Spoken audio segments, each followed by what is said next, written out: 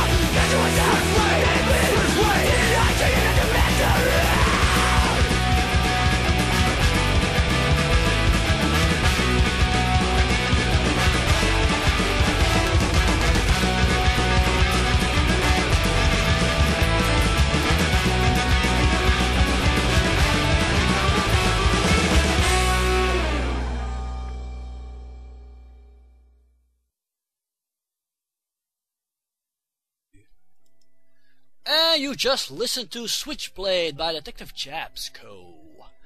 Yeah, and I gotta admit, even though the lyrics were pretty aggressive, that was really a nice song. I mean, this unique combination of music I never heard before. I mean, it was this combination between ska music and maybe something more like metal. I mean, I never heard something... Not quite, actually. It's not that unique of a music.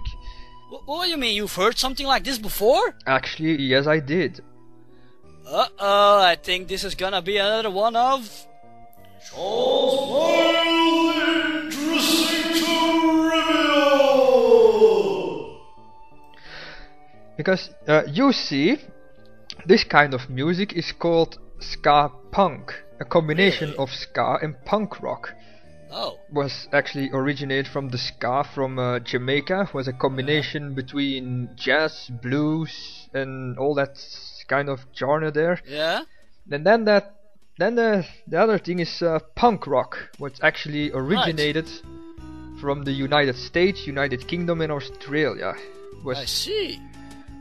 But then in the 1970s, someone got the idea to combine those two into ska punk.